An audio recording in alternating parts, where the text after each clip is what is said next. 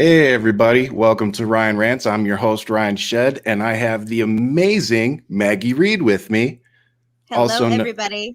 also known as Mermaidmamamaggie on TikTok. So, welcome. Thank you for being my first ever guest, which, And thank you for having me. I'm so excited. You are so awesome. And oh, I've had you on my show that I do on Fridays.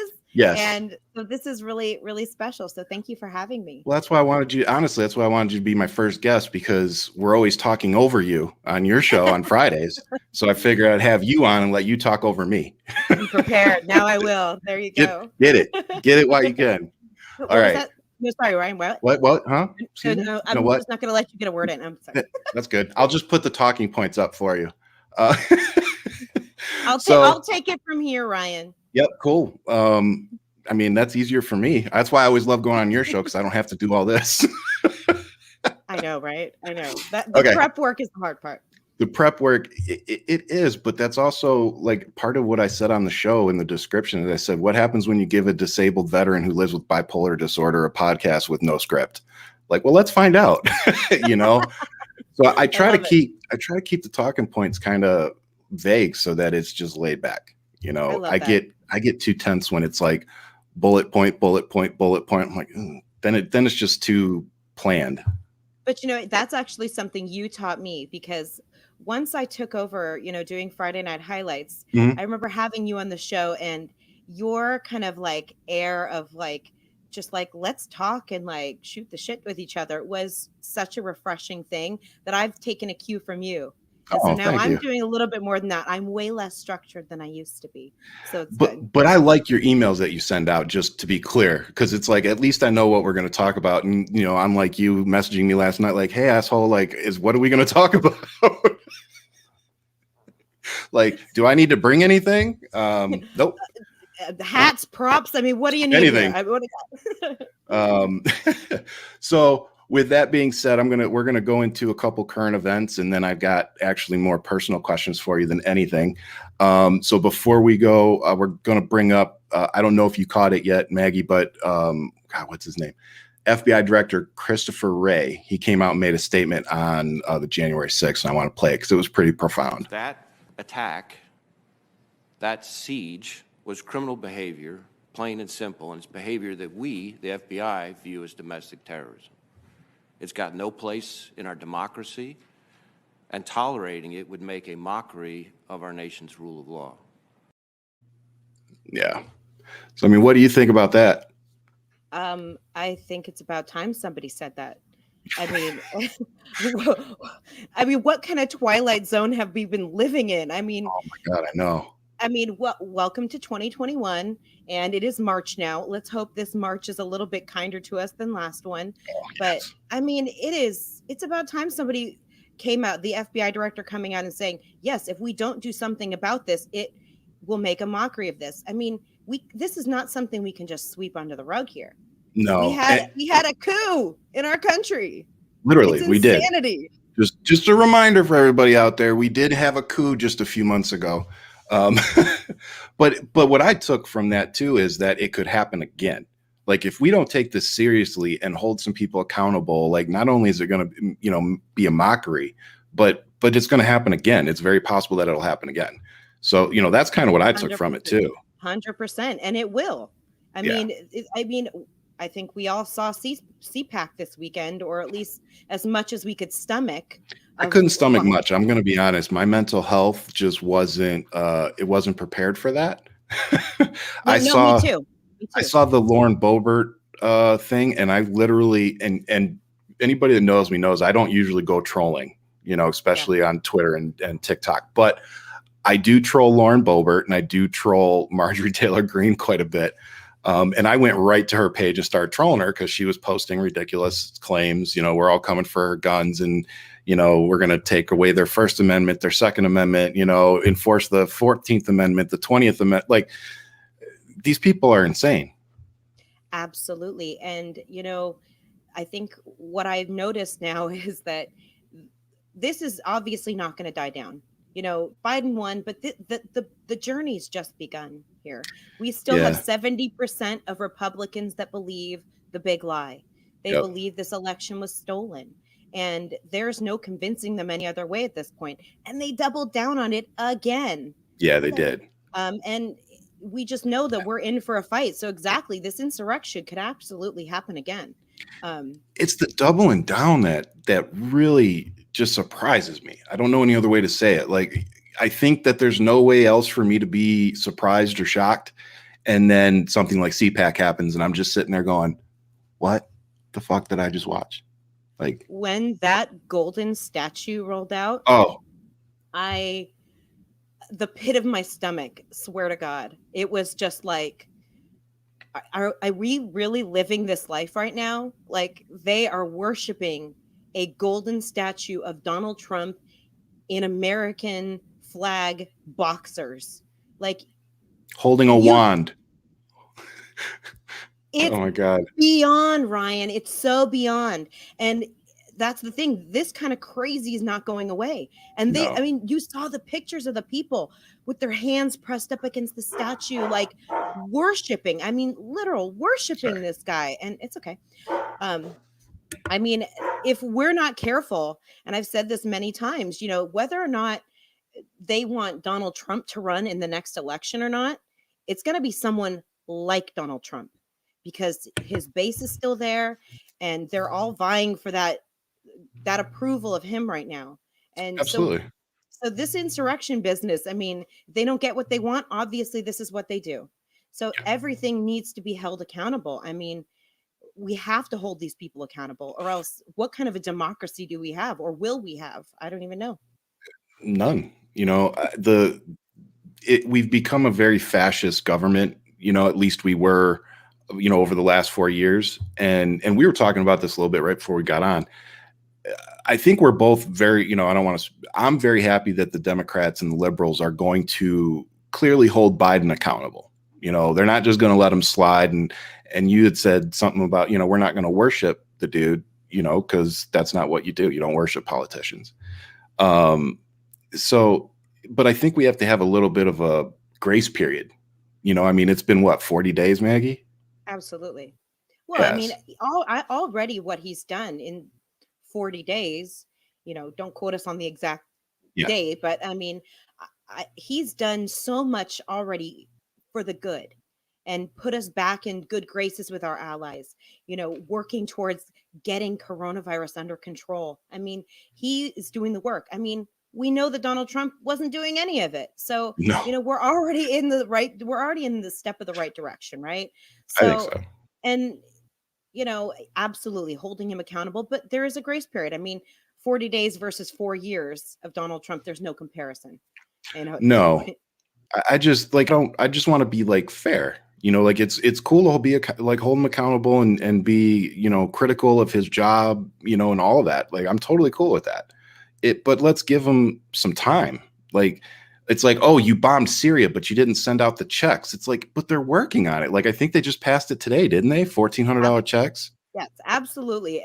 But also people need to understand why they bombed Syria, and I mean, there's a whole understanding of why things are happening and why things went down. It was a retaliative kind of move.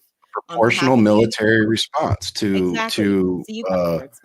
what was it? It was American contractor had lost their life, right? And then I think some actual American troops were injured.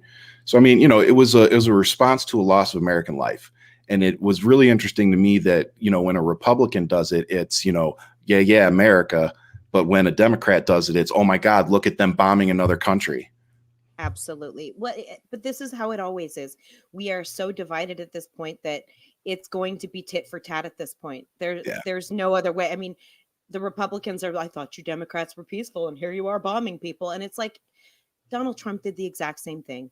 And, you know, there's a difference between being peaceful, like, and responding. Like, absolutely. What are we going to do? Set the precedent that you can attack, you know, military personnel overseas, whether it be contractors or active duty military, and set the precedent that we're not going to respond? No, well, Donald Trump did that. Donald Trump did that very well. What was it? Russian bounties, right? Yeah. So, I mean, the hypocrisy of it all just bothers the hell out of me, but whatever. We got better things to talk about. We're going to move on to Women's History Month. So that started yesterday.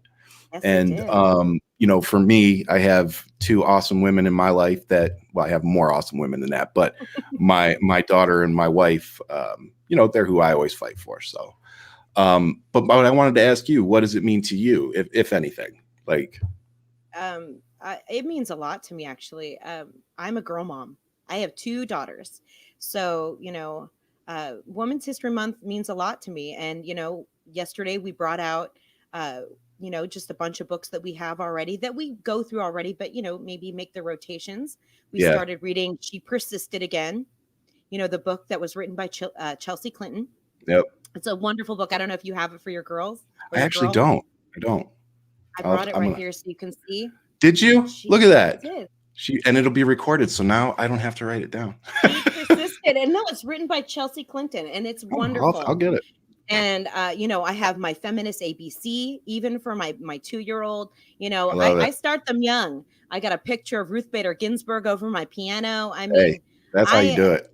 I'm all about showing powerful women to my daughters. And, we talk a lot about Kamala Harris in this house because she is, the first woman Oh to be yeah. vice president, also woman of color, which is Yep. awesome. And she has broke all the glass ceilings, watch out for all the glass on the floor. I'm telling And, you. it means a lot because, when I grew up, I didn't have that kind of someone, I mean, we had Yeah. people like that, but not someone at that level, like Mm-mm. Kamala Harris right now. I mean, being a vice president is a big deal. And It is a I'm here big for it. deal, and from where I'm sitting, it's weird as a white male because, I get all these privileges, but on the outside looking in, Sure. yeah, I really appreciate the history that we're seeing being made right now. And on top of it, take all she's a woman, she's black, she's Indian, take all that out of it. Yeah. She's qualified for the job. And I truly think that she's going to do a good job and try to hold up as many of her promises as, to the people as possible. So, and they seem to be displaying a fair amount of transparency, which is a nice change over the last 4 years. So, we'll see where it goes. We're not going to like everything they do, but, but it is nice to see her having that place at the podium, and knowing that she's got that seat at the table. Sure, absolutely. It's great to see powerful women in any position. I mean, when you look around, even in our political kind of arena, you've got your Stacey Abrams, you've got your Kamala Harris's, you've got your Elizabeth Warrens. I mean, women that have a voice and they're not afraid to stand up to rich white men.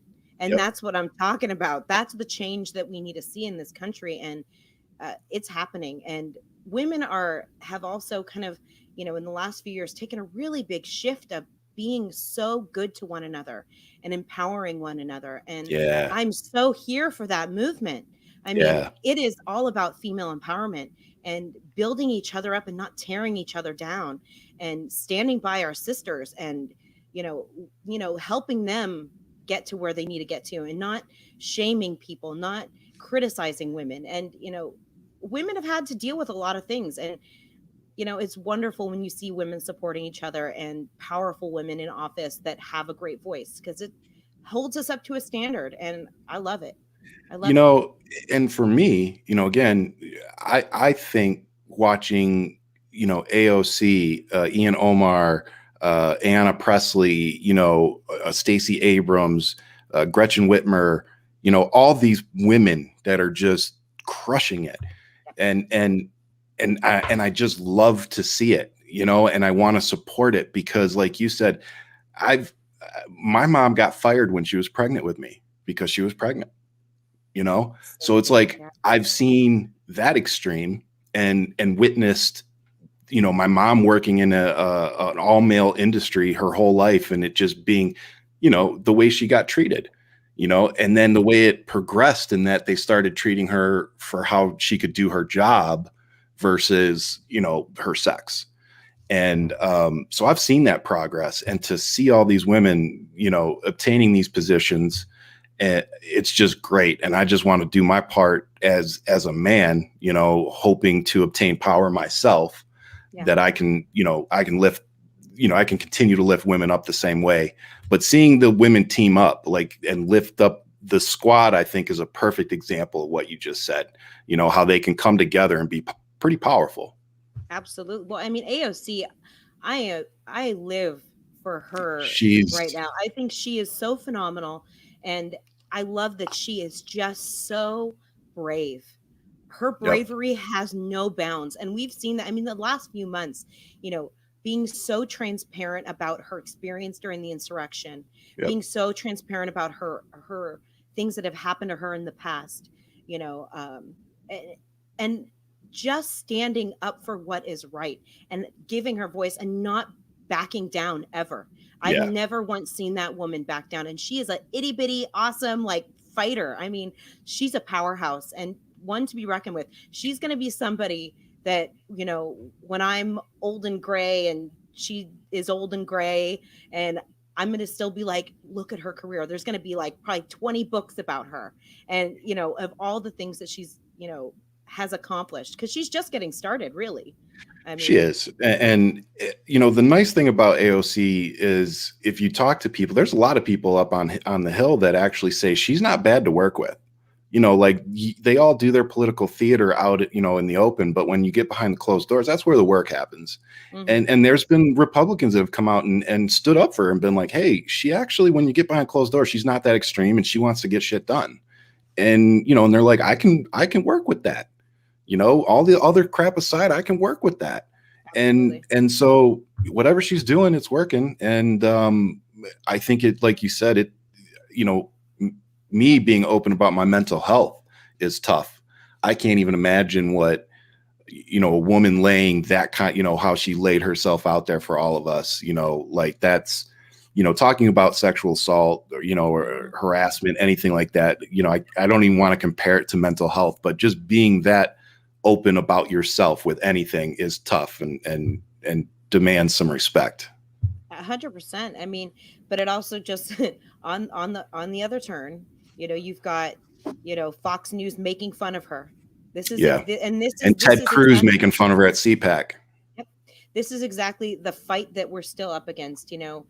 Women still have so many obstacles to overcome, and it's, I hate to say, but it's just like that evil male egotistical, narrative that they just always keep coming back with all the Mhm. time, and how they try to put women in their place, and women aren't having it anymore, and a There lot are of and a men. lot of men are not having it. Like you are an ally. My husband's an ally. you know they take one look at somebody like Ted Cruz saying stuff like that, and they're like, oh, I'm absolutely about to not. roll up on you, dude. Hmm. Like, but Absolutely. but also too, and I bet your husband probably says the same thing. Like I've been in those conversations of the men talking about women, women in power. It's particularly in the military. When I was in the military, we had an LT that came in, and she was an attractive woman, but she was good at her job. She was really good to, the troops, but she got a lot of shit from the guys, and it was usually behind closed doors because they're not going to say that crap to her face. You're going to get your ass Hmm. handed to you. But, it was like hearing those conversations about somebody that was doing their job well. Like it wasn't like she was screwing us all over. She was doing a good job.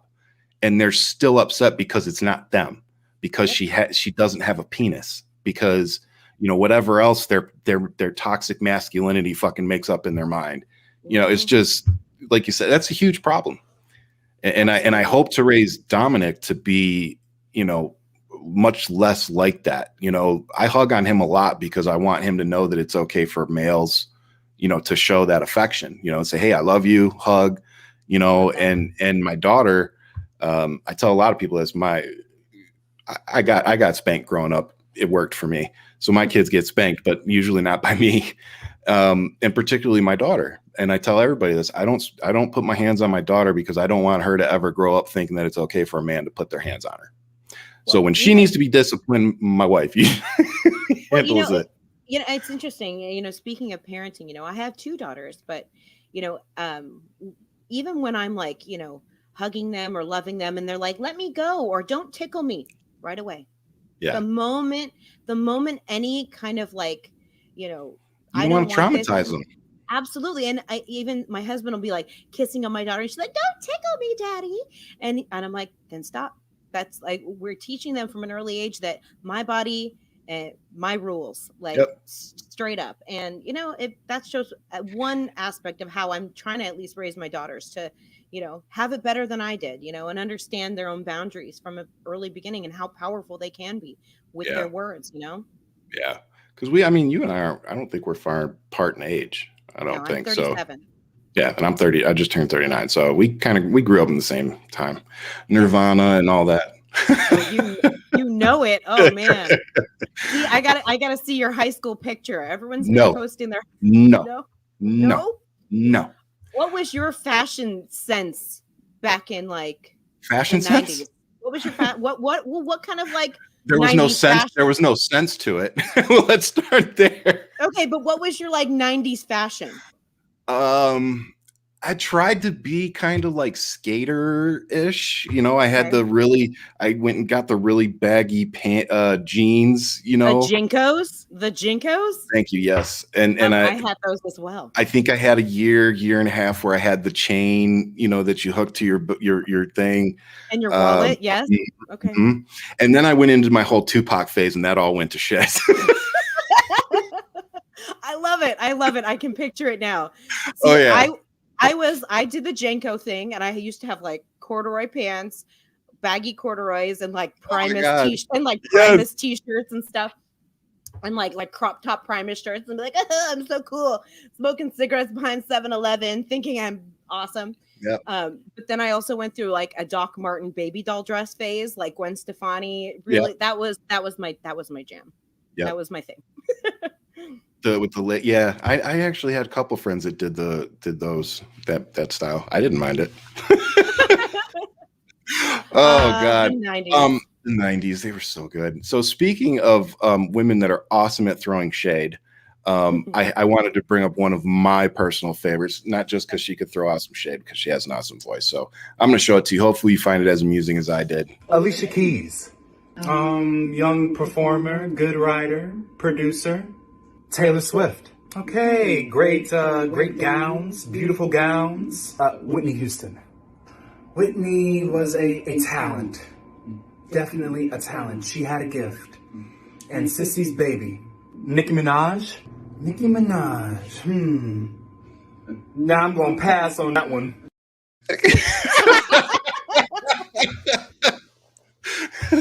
She's good. Like Taylor Swift, I can at least say she has nice dresses. Nicki Minaj, we'll just pass. I love it. Was that from TikTok? Yeah, but I think I got it off of Instagram actually. But I've actually watched that interview before, and she's just so.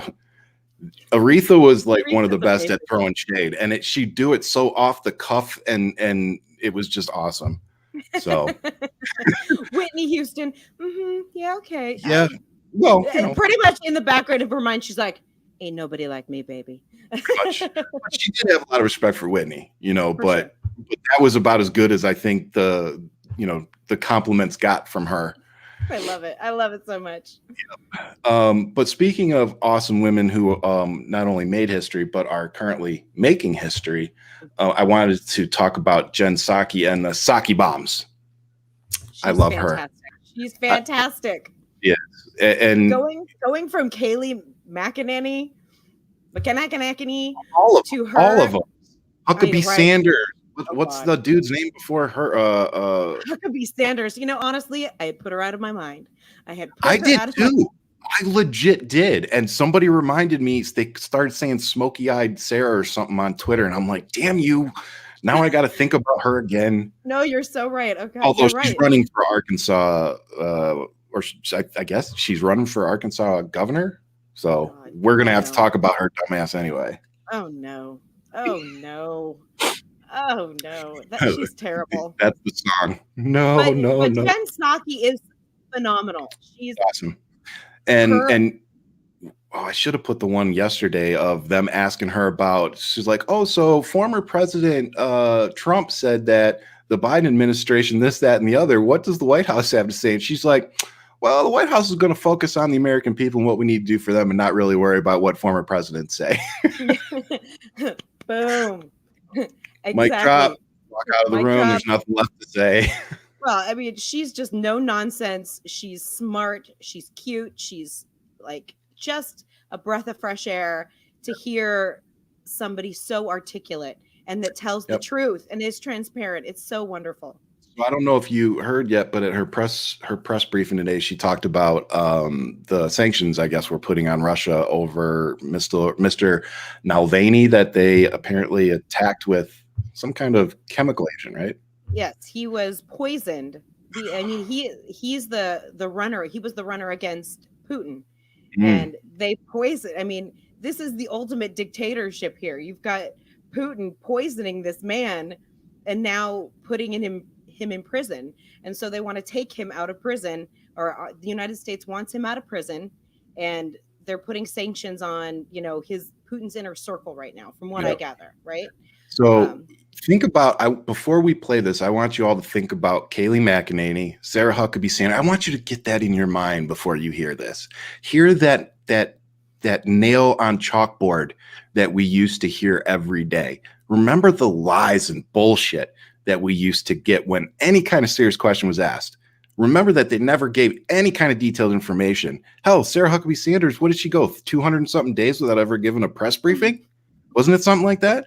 Yes. So, but get that in your mind before you hear Jen Psaki. Okay, here we. Also today, the Biden-Harris administration is announcing key conclusions from an intelligence community assessment on the poisoning of Alexei Navalny, as well as measures to hold Russia accountable for this action.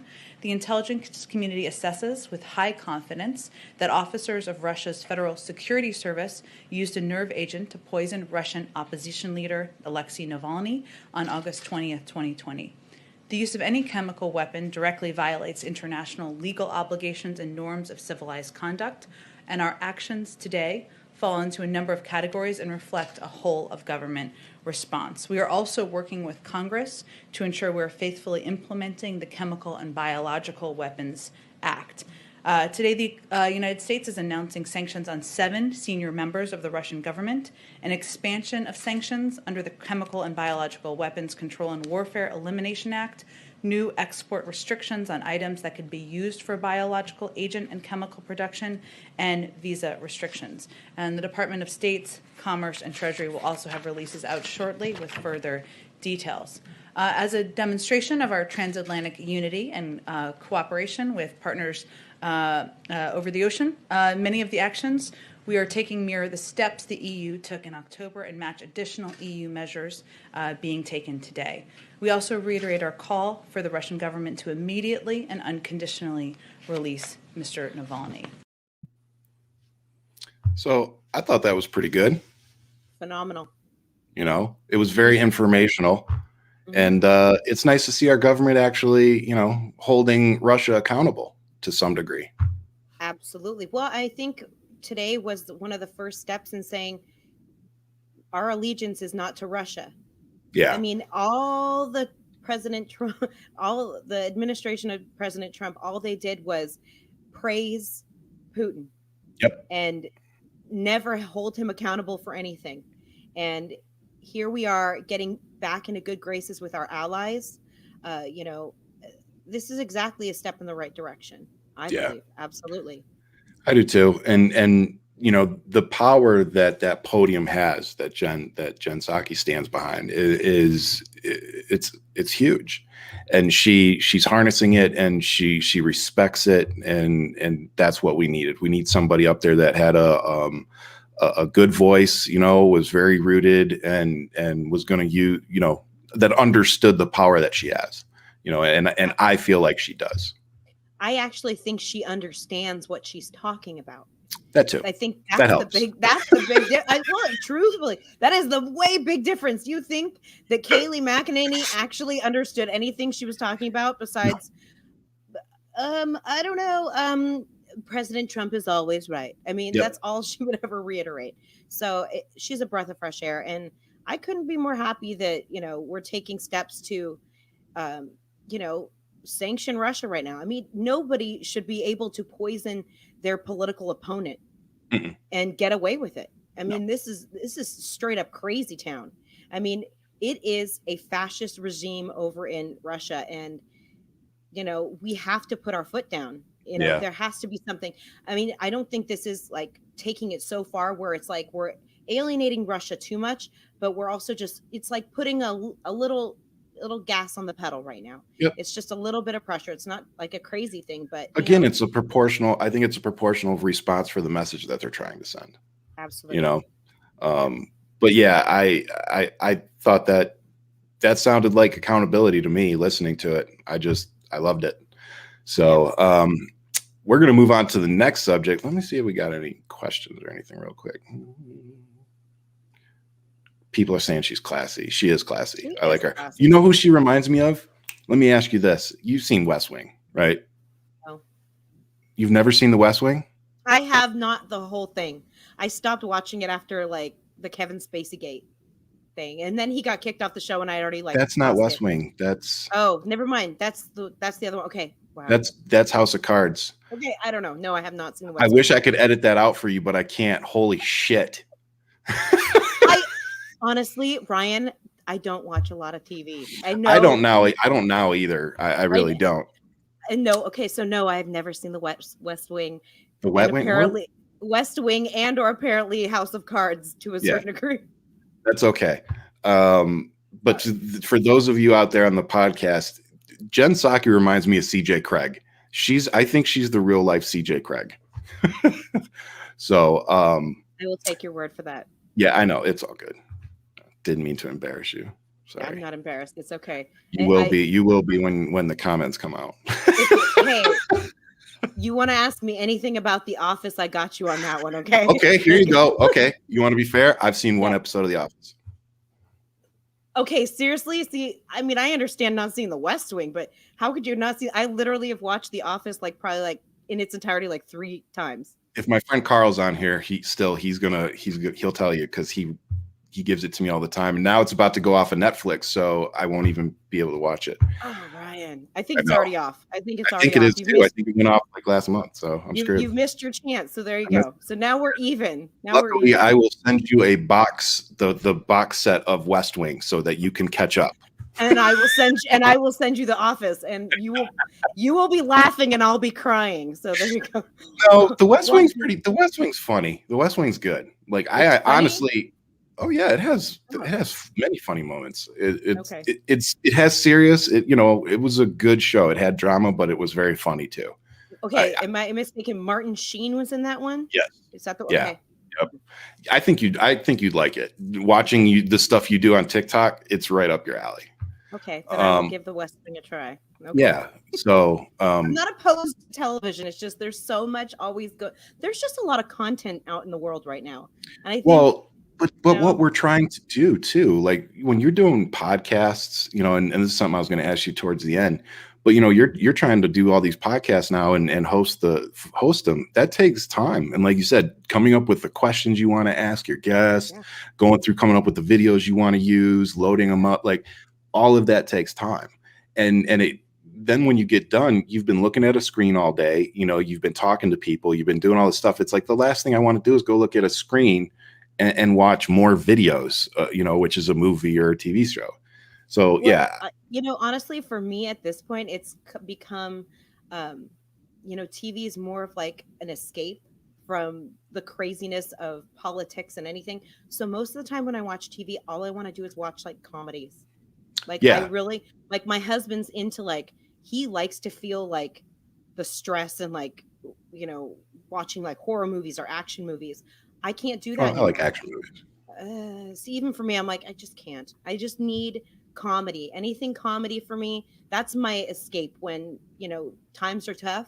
And that's why my TikTok page is mostly comedy, because it takes me out of whatever is happening in the world, just being funny or trying to be funny at least. That's and that's why Nikki and I teamed up, because she's funny and I'm serious and analytical. So we thought the two would go well together, and she's funny as shit. But yeah, I love your page because you did, what was it? The Trump in the dump. Is that what it was? I did the Trump in the dump. Yeah. Trump in the dump. Oh, that one was good. I did a whole series, and that was a commitment of Trump in the dump. I will never. Commitment. It was a commitment. I will never make such a commitment ever again. We love But you too, Patty. I love you, Patty. Yeah, it was too much of a commitment because I had to do a video every day about Donald Trump, a doll. It was a Trump on the Dump doll where it was Donald Trump that sits on a toilet. It was a lot, but it was I thought it funny. was funny. I tried. I liked it. I thought it was funny. Thank you. I'm in the process of watching West Wing. See, I'm in the process of watching West Wing on HBO. It's so good. Thank you, Gretchen. If All you right, aren't now that I know that it's on HBO, I will check out West Wing. Yep. I will give Ryan updates daily on my watching. we will do we will do TikTok videos of updates. There you go. I'll literally Like just do one TikTok. episode a week. One episode a week. I'll do a TikTok of me just watching West Wing. Yeah, or a review of the. Can you believe what happened? Like melodrama. This week on the West Wing, you'll never guess what happened. You'll never guess what happened. And everyone's 10 like, years that ago. was like 20 years ago, lady. Like, I don't know what you're talking about. It legit was okay. too. 2003, I think it went Oh off my the air, something like that. Oh my 2003, 2006, something like that. It's been a while. God. So moving on to cancel culture, we had talked about this. For those of you who didn't hear, apparently Dr. Seuss is now being canceled. I pulled this off of Twitter just because it was a good representation of what is actually being said. They're just now finding out the anti-black cartoons Dr. Seuss used to make. Now, we talked about it up before we jumped on, not taking away from the insensitivity of the book, but taking into account the difference in the time. Like that was in the 1920s. That was clearly a different time when those were written, you know? So, I mean, what are your thoughts on it, Maggie? I think it's a great thing. I mean, it was literally his publishing company that decided that, you know, the times have changed and it's time for us to, you know, show more culturally appropriate things and not show things that we shouldn't. And, you know, we teach our children racism. That's how it works. Racism is taught. And Dr. Seuss is a children's book. So ergo, it's a good idea to take it away. I mean, we're not talking every single Dr. Seuss book. I mean, it's 6 books, right? Yep. That's not a lot. And it's a lot of his lesser known ones too. So it's like Jen was saying that too. She's like, it's not like they're taking green eggs and ham away. Like exactly. But I mean, anything that like, you know, misappropriates somebody should absolutely be taken out of rotation. This is 2021. We don't have room for this kind of stuff anymore. But it also, I mean, you know, people are up in arms because it kind of reminds me of how when like statues are taken down, people get up in arms because it's history. But this is a children's literature book. They're not going to always go away, but we can always, like, you know, remember this time. But we don't have to show our children that. Bottom line, because parents will buy them without knowing that they have these things in them. Yeah, you know? Or even realizing that it's insensitive to another culture. You know, it's the ignorance that we have, whether we know it or not. You know, if you don't know it's in there or you don't know it's inappropriate, whatever, it's being pointed out now, it's being handled. I think the only difference for me is I don't think we should be painting Dr. Seuss as this horrible racist man. You know, I think we should hold it in the context of it was appropriate at the time, but it's not appropriate now. We all know better. We've grown, you know, in the last 90, 100 years. We still have a lot of work to do, but this is part of moving forward, you know, realizing that we screwed up, realizing that we were insensitive in some areas. And like Maggie said, I think making sure that we don't pass that on to our children, that insensitivity any further, you know. And at the end of the day, what does it hurt? What does it seriously? What does it hurt? You're 6 books taken out of rotation. Okay. You know, it's not like somebody took the Bible out of rotation or you know, book. You're still going to have, the places you'll go. You'll still have green eggs and ham. You're still going to have the Cat in the Hat. You're just not going to have, you know, images of, you know, racial depictions that showing people that are like in despair and hurting. I mean, straight up. I mean, it's a good thing. And I think it shows a maturity on like the level of the publishing company saying, you know, this is up to us and we've decided that it's not worth it. and we don't. It's also like they cut it off before someone else could come after them. Yeah. So it's very smart of them to just be like, we know we need to do better. I think that falls under. I think that falls under putting people before profit. Because I always chastise a lot of companies and people for putting profits before people. So you're right. It was nice to see a company say, hey, we're willing to put away whatever we'd make on these for the rest of time, and just to make it right. So. I would also go to say these are probably not like the high selling items too. So there's probably a little bit of profit in there too. They're like, oh, we'll actually save a lot of money by being culturally appropriate. Like, there you go. That's so fair I think that's good. Fair point. Very fair point. Okay. It's always about money. It always boils down to the money. All right. So we're going to head into my personal questions for Maggie, but since there's always this weird delay with your questions, if you guys have any questions for Maggie, now is the time. She's an open book. I'll ask her anything. So I had a couple questions I wanted to ask though. So, can you tell me more about what you're doing? Cause I know you're hosting your Friday night, podcast, but aren't you doing something with Walter too?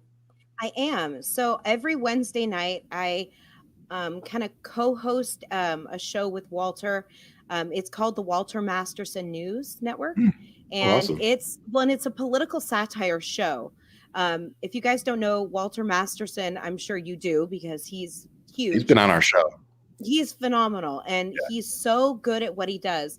And what he does is pretends to be a conservative, and he has, kind of made his mark on the world by being this conservative, guy. And so the Walter Masterson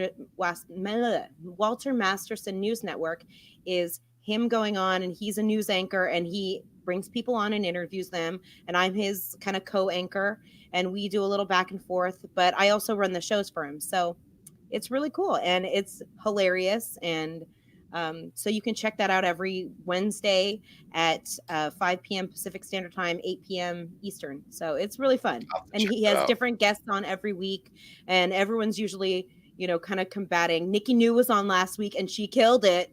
It was so great. Did you see it at all? No, I haven't seen it yet. Okay, you've got to go check it out.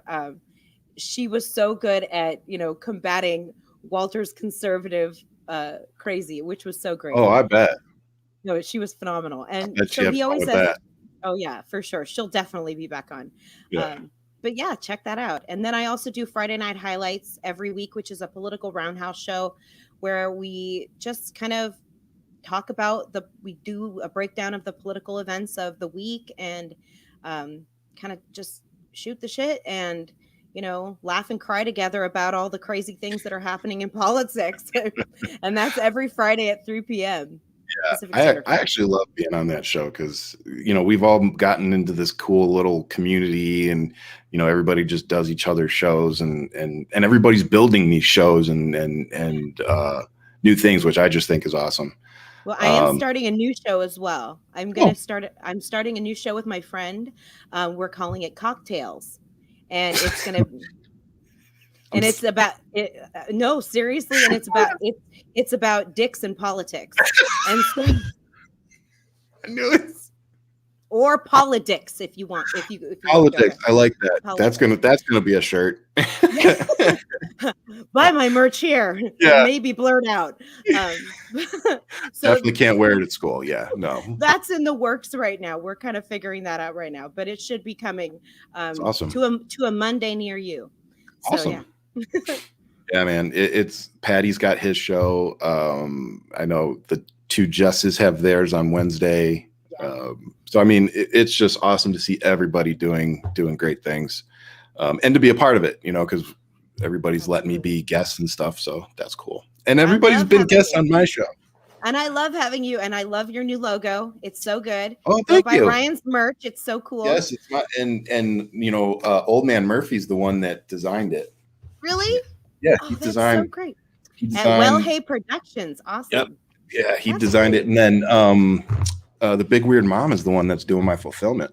She does all the printing. She makes the shirts, send them out, everything. Okay, so apparently on TikTok we could just, rule the world because you've got all the connections you ever need there. That's phenomenal. That's so cool. TikTok, people like really slept on it, and it was the period of time where I think people like you and me and Pat, like all of us were like, well, we don't have anything to do, screw it, and it just blew up, and Yeah, and it really now is up to us, I think to decide what we're going to do with that platform. Like absolutely. I know a lot of us are working together, to try to get, agendas done and get things done. People want to work together in different states to get legislation going, and then people want to do a show or have you on. Like the networking is amazing.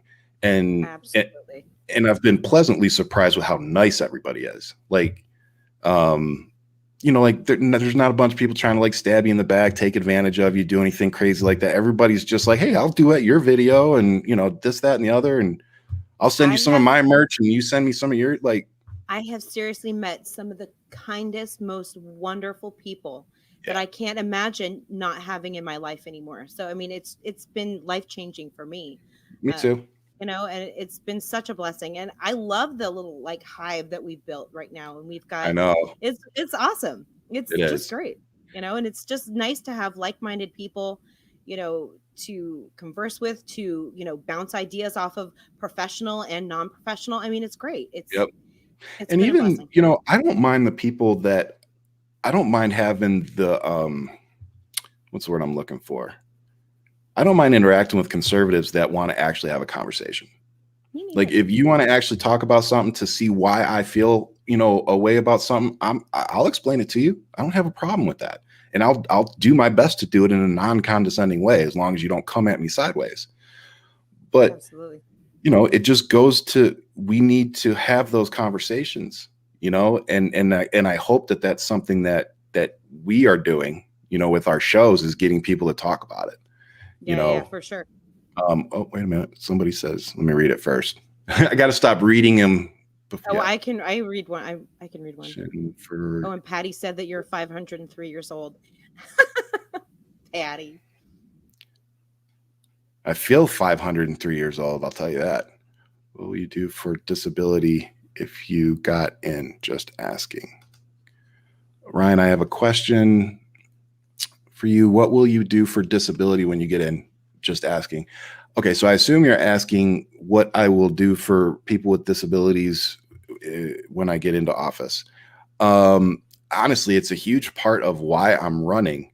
And I don't want to blow smoke up your butt and say I have all these awesome ideas because I don't. But I'm a disabled veteran, so I definitely have a personal stake in it. My wife is a disabled veteran.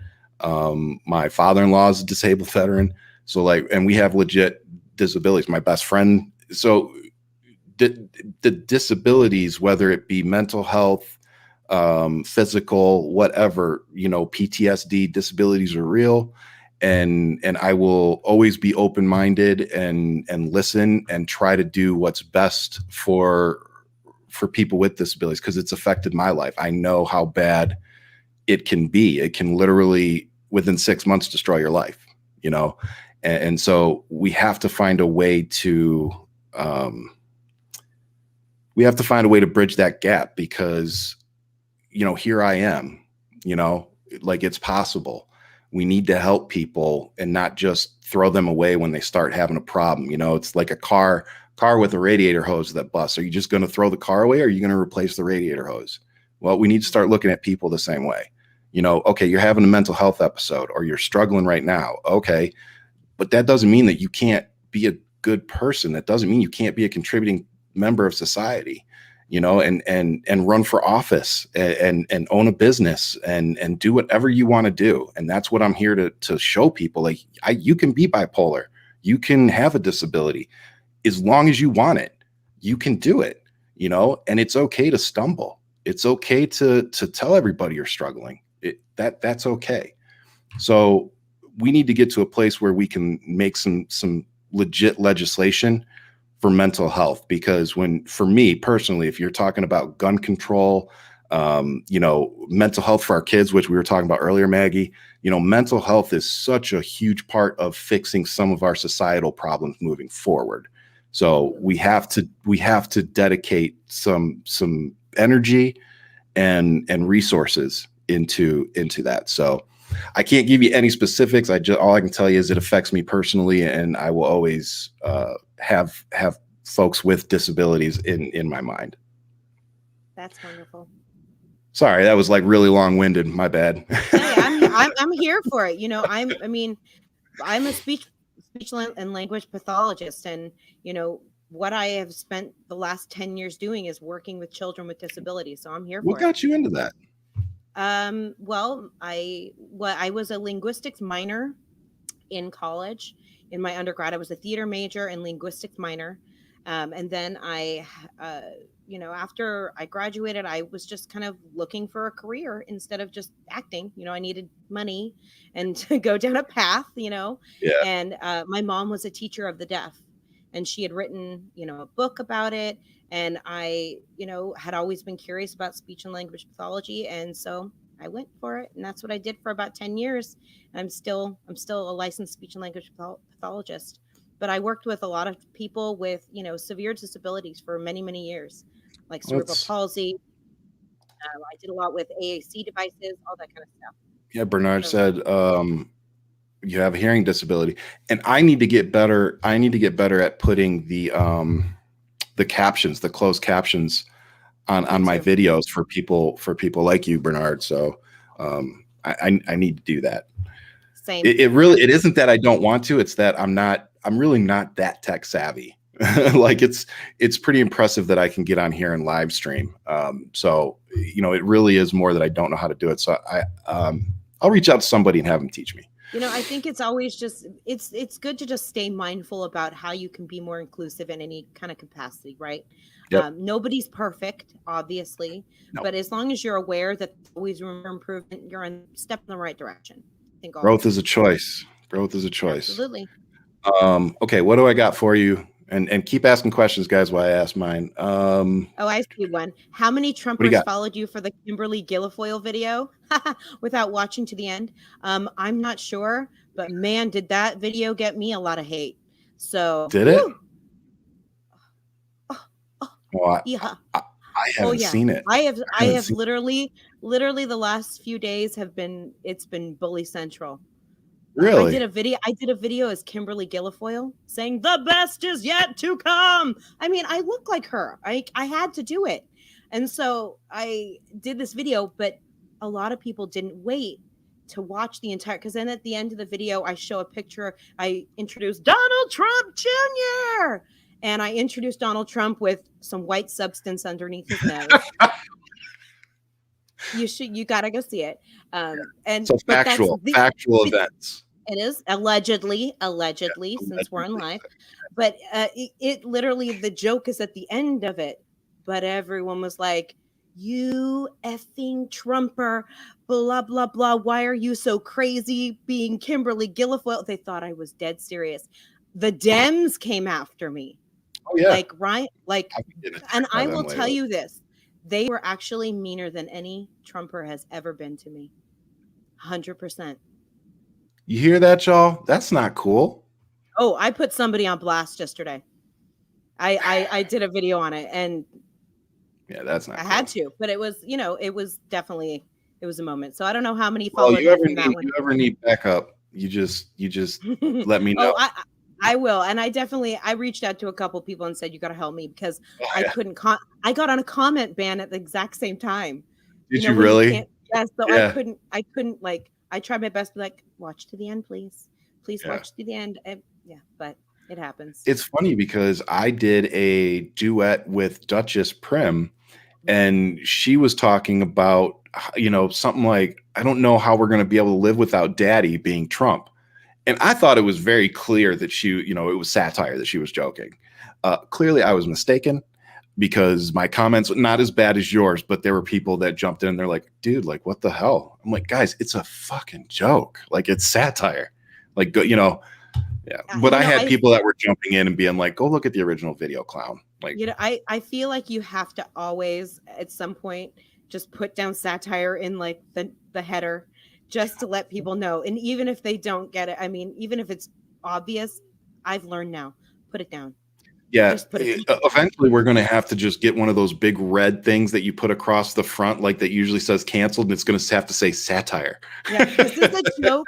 Well, and it's funny because not only did I have that video, the Kimberly Guilfoyle video, but then I did another one about CPAC and MAGA, and it was like MAGA be like, and it was just that, and everyone thought that I was being like MAGA be like, and it was like, they came for me again. I was like, what is this?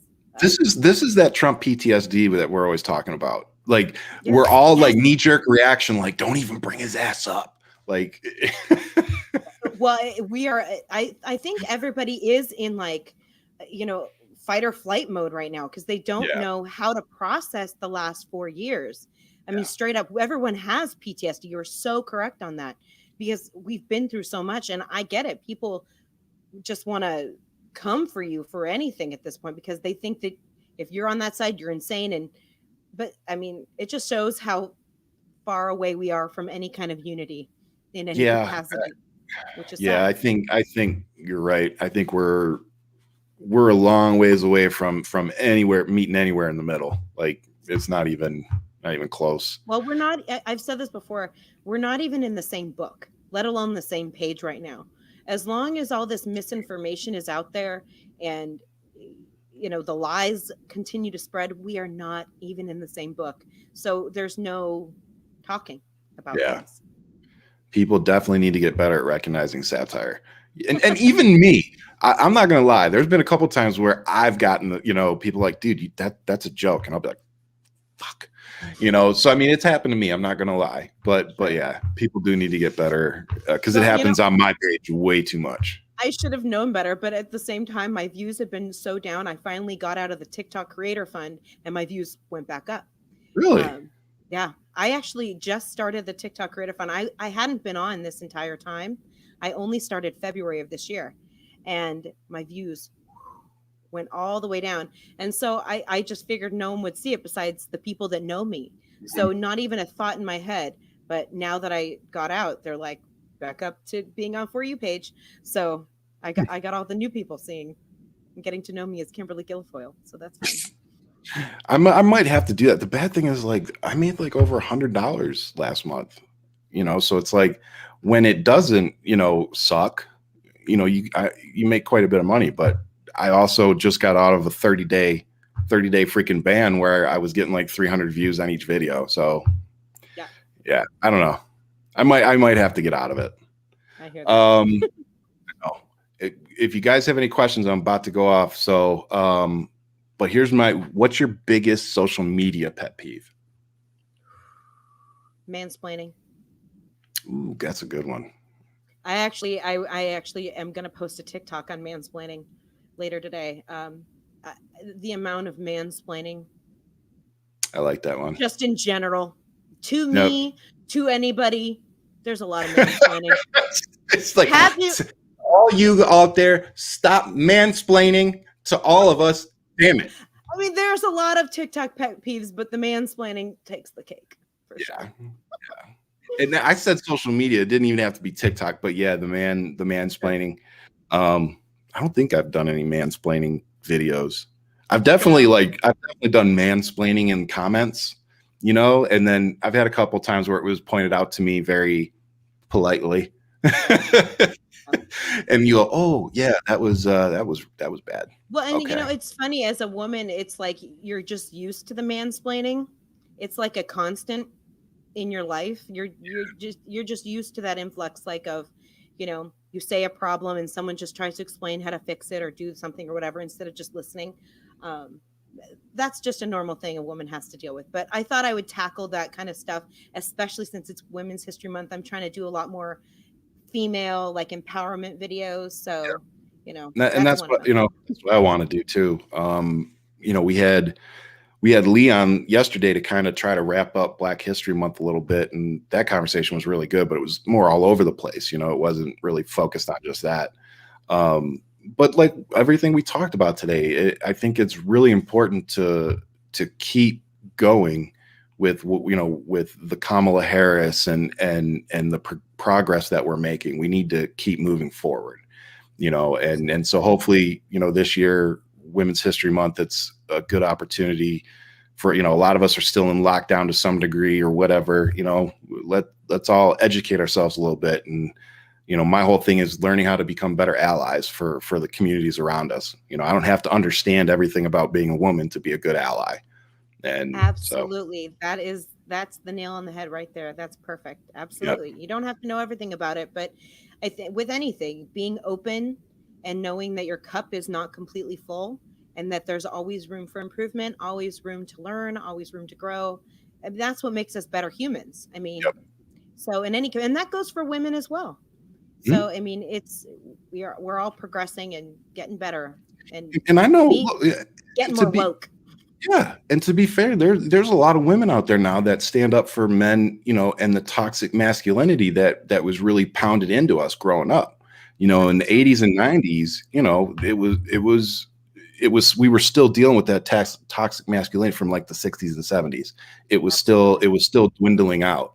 And now, like you said, a lot of us men that are raising our kids now are a little more woke, and so are the women. And they're starting to stand up for us men too and say, like, look, we understand the pressures of being a man, just like there are all these pressures of being a woman in our society. There are pressures of being a man too. So, it's that back and forth of understanding each other's pressures, I think, and honestly, my wife has helped me with that, like understanding what she deals with so that, we can help each other when we're both having issues. Like, Absolutely. you know what I mean? Like, I don't have to understand everything, but I just need to understand that as a woman, there are things you deal with that I don't. And The same goes with, and like you said, same thing goes with men. And I think that brings up a great point. I mean, women can be phenomenal allies for our men as well, yes. and helping, you guys get over this toxic masculinity culture that was ingrained in you. Absolutely. It didn't do anybody any good, telling men that they can't cry, can't have feelings. I mean, but we're opening up all sorts of doors right now, We are and now. it's wonderful. We're living through, I think the next couple years are going to be huge for mental health treatment and diagnosis, because I think a lot more people are going to become open about it. I get messages like when I do an episode, and I'm open about it, I'll get a message or two from somebody that's like, dude, I didn't realize that I was dealing with something similar to that until I heard you. And those are the ones that keep me going, because it's like, okay, me telling my story, me putting my struggles out there helped somebody else figure out that maybe they might need to go ask for some help too. And Absolutely. if you can help one person in your whole life, if you can save one person in your whole life and change the trajectory of their life, you've done something amazing with your life. Absolutely. So our stories and our origins can always be powerful if we use them the right way, and if we be open to other people's journeys and origins as well. And So the world needs people like you that have a great platform that can spread this message, that can, let people know that it's okay. And yeah, it's a good thing to open up and talk about these things. And this year has exposed so much about so much. I mean, the veil has been, taken down. it really has. So much has been exposed about who we are as humans, who we are as a society. And, mental health is absolutely at the forefront of this. I mean, Yep. and being vulnerable is a beautiful thing. And it's exactly what we need to see more of. And Yep. I'm here for it. I'm here for it. I'm here for this next level that we're too. approaching, Because we're heading out of the Instagram, the fake Instagram, because now we're seeing all the Instagram models like, this is what I really look like. That's not it. And so they're like canceled. I mean, not canceled, but like nobody wants to see the no one fake wants to see your anymore. fake ass anymore. Like, show me the real you. I tell you something. This is why I joined TikTok, because the moment this quarantine happened, I remember just seeing everybody just trying to like live this facade, like nothing had changed, like nothing had happened. And it was, oh, look at my beautiful life. And oh, we made scones this morning. And it was like, I just like something in my brain was just like, and I was like a serial poster, like my family, like I was like, this is my beautiful family. This is what we're always doing. We took beautiful pictures next to a ficus. Like, I mean, it was always something that we were, I was always on that train. I was on that facade. And I woke up one day and I was like, I am so over this right now. I'm done. And it was like into reality. I like took a leap into like, I'm never going back into that land again because this is not life. We can't keep pretending that, life is perfect for anybody. Like we have to be transparent. We have to be open because this is what's causing people to have mental problems, thinking that people have it so great, But in reality, they're in debt up to their eyeballs, all this other stuff that you don't know about, but they're projecting this great lifestyle. It's like, I'd rather have somebody that's telling me like it is. Like, you may not like everything I have to say, and you may not like everything in my past, but at least I'm not bullshitting you, and we can move forward. Yeah. There's so many people you can't say that about, and but it also goes back to kind of what you were talking about, and hopefully we can tie it up. We need to be more forgiving of people when they are open, because everybody's experiences are different, and we all were teenagers and in our 20s and did stupid shit, and thank God you and I were around when camera phones weren't a thing. But, but we can talk after the story about stories on that level. Yeah. So, it's just, we have to have a little forgiveness in our hearts for people that are willing to put themselves out there, because I don't do it just for the attention and publicity and to build my platform. I mean, yes, that's why I do it. I don't care what anybody says. That's why we're all on social media. You're trying to build a platform, but it's what you do with it. I put this out there, not just for the attention, but to hopefully help somebody and to let them know that you're not alone. And having these issues doesn't mean you're a failure. I'm not a fucking failure. I served in the military. I worked as a federal contractor for 12 years. I have 2 college degrees. Like, I'm not a fucking failure, but I've struggled my ass off. Like my mental health made everything harder. It made all my relationships like it strained all of them, So it's like, you only have so much strength and so much attention for 1 or 2 things. So you can work, you can go home and sleep. I think that's about it. Absolutely. So, I mean, no, go ahead. No. I mean, I was just going to kind of reiterate what you're saying, but being real is honestly the best gift you can give to anybody. Yeah, I think so. Just being open and honest about your struggles, but also, like you said, being forgiving and caring about, when people are open and honest. I mean, it's not everybody's cup of tea, and there are so many different walks of life that we run into all the time. But, I've never felt more free than being myself. Yep. And honestly, to think that would take me 37 years to get to the point where, 39, right. But it's like being that open and honest and being that free. To think that it took that long, that's sad. I wish that I could have, been that person a long time ago. And hopefully by, you being open and honest about anything and everything, it helps somebody else maybe realize that a little bit earlier, or realize that it's okay, and it's okay to struggle. And we are all going through something. Especially right now. Absolutely. Yep. Yeah. And with that, there's no other questions. Oh, real quick, this is my older brother. Hey, Pat, what's going on? So with that, I'm going to wrap it up and give you a second to send to everybody to all your platforms, all your amazing platforms with your videos. So take it away, Maggie. All right, guys, you can find me on TikTok, YouTube, Instagram as Mermaidmamamaggie. That's my handle. I'm across all platforms. I'm on Twitter as Mermaidmamamags or something like that. I don't even know. I barely go on Twitter. But I'm sure you can find me. I'm learning Twitter. Can't teach an old dog new tricks. Yes. But that's where you can find me. You can also catch a YouTube show. I do the Walter Masterson News every Wednesday at 5 p.m. Pacific Standard Time. And I do Friday Night Highlights, which is a news roundtable every Friday at 3 p.m. Pacific Standard Time. So come and watch. I have Ryan on all the time because he's so awesome.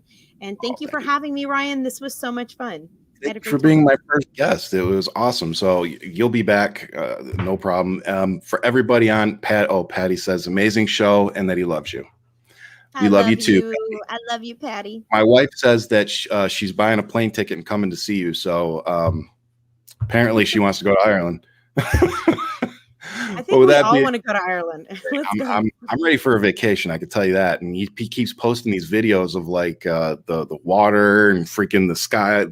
Yeah, bastard. I see daily. We all love you, but kind of hate you at We the same do time. hate Patty. you at the same time. Yeah. So with that being said, I'm going to leave you as I always do with much love and keep fighting. And we'll see you guys next week.